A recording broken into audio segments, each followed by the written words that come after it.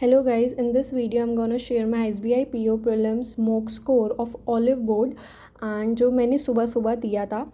इसके अंदर मैंने अटेम्प्ट करे थी 83 एंड जिसके अंदर मेरे जो स्कोर आया है वो आया है, कितने आया है, हाँ 81.75 स्कोर आया है एंड 21 रैंक आई है आउट ऑफ 45,597। और इसके लिए मैं अभी इंग्लिश पे लास्ट में आऊँगी क्योंकि मैं मेनली मेरा रीजनिंग में स्कोर के लिए मैं बहुत ज़्यादा डिसअपॉइंट हूँ क्योंकि मैं बिल्कुल भी, अगर आपकी पजल, मेरे को इससे ये पता चल गया, मेरा वैसे रीजनिंग स्ट्रॉन्ग है बट मुझे इससे ये पता लग गया कि भाई अगर तुम पजल्स की प्रैक्टिस नहीं करते हो तो तुम्हारी स्पीड कम होएगी ही होएगी। तो मेरे साथ यही हुआ है, मैं बिल्कुल भी अभी पजल बनाने का टाइम ही नहीं मिलता है। मैं मेंस पे फोकस करती हूँ और मेंस के लिए भी मुझे ऐसा कर रही हूँ कि जहाँ से मैं ज़्यादा मार्क्स निकाल पाऊँ। तो मैं क्रिटिकल रीजनिंग मिसलेनियस पे प्रैक्टिस कर रही हूँ। तो पजल्स अभी मेरी थोड़ा रुक गई है, तो इसलिए यहाँ पे दिख गया है वो मेरा रिजल्ट में। मेरी पजल एकदम ही, एक जो है बहुत लंबी पजल छूट गई थी एंड एक मेरे से फैमिली वो जो ब्लड रिलेशन आता है वो छूट गया था। एंड मैथ्स में भी इतना कुछ अच्छा नहीं, मतलब 29 आए हैं। और अरिथमेटिक मतलब ठीक है मैथ्स में, चलो अरिथमेटिक में से छूट गई यार, वो बने ही नहीं मेरे से क्वेश्चन क्योंकि पता नहीं थोड़ा लेवल का वो था। तो इसके अंदर में 27.75 आए, मतलब रीजनिंग मैथ्स में इतना कुछ अच्छा मुझे लग नहीं रहा है। इंग्लिश के लिए हम सेटिस्फाइड कि 29 आए हैं क्योंकि इंग्लिश में मेरी एक भी नेगेटिव मार्किंग नहीं हो, ये क्योंकि मैं इंग्लिश में ना वो करती नहीं हूँ अटैम्प्ट, जो मैं श्योर ही नहीं हूँ क्योंकि ये आदत हो गई अब मेरे को है कि मुझे करना ही नहीं है। क्योंकि पहले मैं ऐसा करती थी, सारे अटैम्प्ट कर देती तो बहुत ज़्यादा नेगेटिव मार्किंग हो जाती थी। दूसरा मैं ये कहूँगी, इंग्लिश में बहुत सारे बच्चे जो मेरे से स्ट्रैटेजीज़ पूछ रहे थे तो वो मैंने प्रीवियस वीडियो में वैसे शेयर करी है।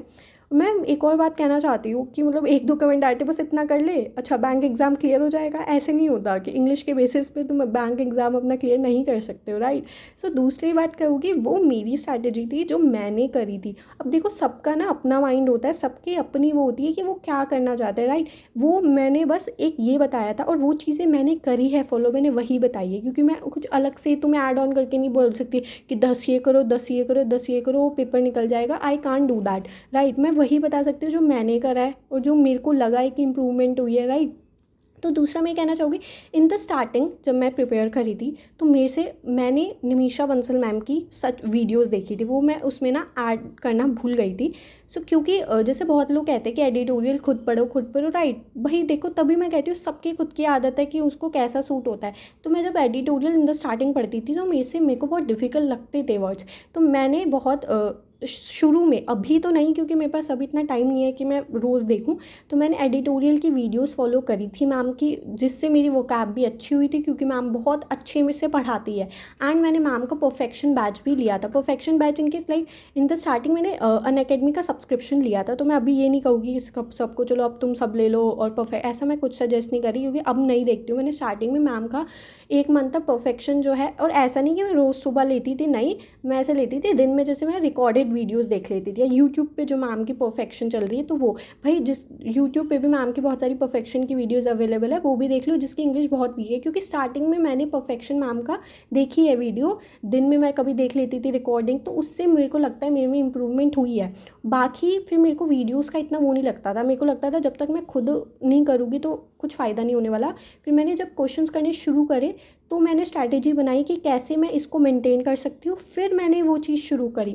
और जो मैंने उसमें लिखा है कि 3-3, भाई जिसकी वीक है वो 5 भी करो, इट्स जस्ट दैट मैंने बताया है कि तुम इन सब चीज़ों के टच में रहो, रोज़ प्रैक्टिस करो तो तुम्हारी इंग्लिश इंप्रूव होगी, क्योंकि मेरी भी उससे हुई है, ठीक है। और दूसरा ये था कि परफेक्शन जब मैंने मैम की वीडियोस देखनी शुरू करी तो उसके साथ साथ मैं अपना भी देखती थी कि मतलब अपना देखती थी, मतलब अपने फिर मोक देती थी, अपनी प्रैक्टिस करती थी 4-5 आरसीज़ की।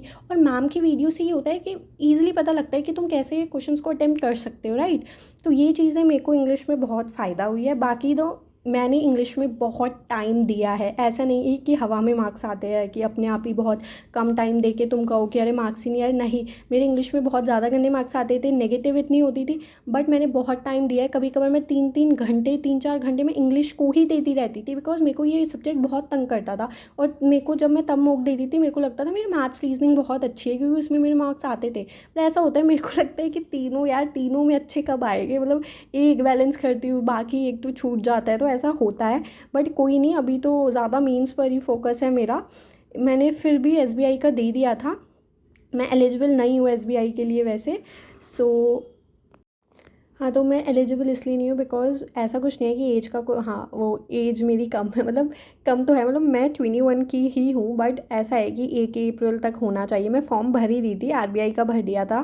तो एसबीआई में ये सीन हुआ कि 21 के होने चाहिए 1 अप्रैल तक, और मैं 28 अप्रैल में हुई हूँ, मतलब 28 दिन की वजह से मैं एसबीआई नहीं दे पा रही हूँ। और मुझे बहुत ज़्यादा दुख हो रहा है बिकॉज़ एसबीआई जो है, मतलब एक मेजर एग्ज़ाम है भाई, और नहीं दे पा रही हूँ मैं 28 दिन की वजह से, तो बहुत दुख होता है। बट कुछ नहीं कर सकते, जो एग्ज़ाम्स बचे हैं अब उन्हीं से कुछ हो सकता है तो होएगा।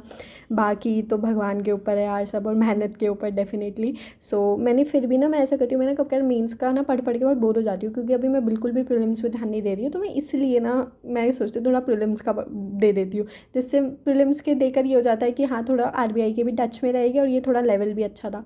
सो इस वजह से मैंने एसबीआई दे दिया था। एंड बस मैं यही कहना चाहती हूँ। बाकी तो यार यही है कि जो भी सब्जेक्ट वीक है उस पर टाइम अच्छे से दो, मैं तो यही कहना चाहती हूँ। और इंग्लिश में अवॉइड करो जितना हो सकता है, कि जो तुम्हें श्योर नहीं हो वो मत करो। देखो, इट्स नॉट अबाउट कि तुम्हें कितने वो कर पा रहे हो, मेन चीज़ है कितने सही कर पा रहे हो। मेरे अकॉर्डिंग तो यही है, मैं कितने सही कर पा रही हूँ। और 3-4, मतलब जब भी मैं इंग्लिश ऐसे करती हूँ कि मैं बहुत मतलब बच्चे बच्चे क्या, मैं भी ऐसे करती थी पहले। मैं मज़े में रीड कर लेती नहीं, मैं जब फर्स्ट रीडिंग करती हूँ ना, टीचर्स भी यही सब्जेक्ट करते हैं, जब तुम फर्स्ट रीडिंग करोगे ना, उसी को एकदम, जिसे कहते हैं ना, एकदम फोर्सफुली रीड करती हूँ कि कहीं तो गलती दिखे, लाइक एरर डिटेक्शन में हो गया या किसी उसमें हो गया। तो मैं हमेशा इंग्लिश वैसे ही अटैम्प्ट करती हूँ। बाकी तो अभी वैसे मैं हाँ, मैं यही कहना चाहती हूँ। बाकी अगर आपने मेरा चैनल सब्सक्राइब नहीं किया है तो प्लीज़ कर दीजिए। और that's it for the video. And और अगर नीचे मैं टेलीग्राम का लिंक दे दूँगी, वो आप ज्वाइन कर लेना ग्रुप, उसके अंदर मैं पीडीएफ्स डालती रहती हूँ, so that it can help you in your preparation. So thank you.